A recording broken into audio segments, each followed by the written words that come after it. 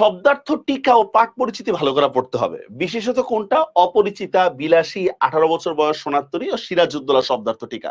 এটা খুবই গুরুত্বপূর্ণ।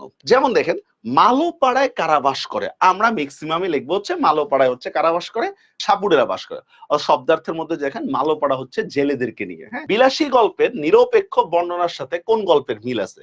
এইটা আপনাদের অ্যাজাম্পশনেরই বাহিরে। এটা কিভাবে পসিবল? লাল সালু, সিরাজউদ্দৌলা, 52 দিনগুলো অপরিচিত। পাঠ পরিচিতি পড়েন, পাঠ পরিচিতি পড়ে যা দেখবেন এটার সাথে লাল সালু উপন্যাসে মিল আছে নিরপেক্ষ বর্ণনার দিক থেকে। বিলাসীর প্রেমের মহিমায় কি ধরা পড়ছে? সমাজের রক্ষণশীলতা, জীবনের অশুভ চেহারা, সমাজের অনুদারতা, সবগুলোই। রাইট আনসার কোনটা হবে? কি বলেন? রাইট আনসার হচ্ছে সবগুলোই। এইটাও পাঠ পরিচিতির মধ্যেই আছে। আসেন, এই বয়সে তরুণরা কাঁদতে জানো না কেন? 18 বছর বয়স থেকে বলতেছি। আত্মপ্রত্যয়ী বলে, আত্মনির্ভরশীল বলে, সাহসী বলে, ঝুঁকি নেই বলে। ভাই সবগুলোই তো আমার কাছে সেম লাগতেছে, তাহলে আমি কোনটা অ্যান্সার করব? তখন আমি কি করতে হবে? আমাকে শব্দার্থে ফিরে যেতে হবে।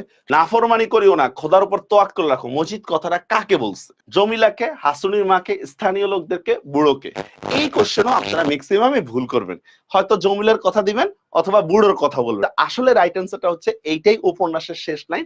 এটা গ্রামবাসীকে বলতেছিল, স্থানীয় লোকদেরকে বলতেছিল, যখন তাদের ফসল টসল নষ্ট হয়ে গেছে, তারা বলছে আমরা কি করব? তখন মজিদ এই কথা বলতেছিল যে খোদার নাফরমানি করিও না। মীর জাফরের কনিষ্ঠ পুত্রের নাম কি? মিরন, নাজমুদ্দৌলা, রাজবল্লভ, সাইফুদ্দৌলা। কোত্থেকে আসছে কোশ্চেনটা? ভাই এটা হচ্ছে শব্দার্থ বা টিকা থেকে আসছে। দেখছেন তো, শব্দার্থ টিকা থেকেও আমাকে এমসিকিউ করতে পারে, আমাকে ওইভাবে প্রিপারেশন নিয়ে রাখতে হবে।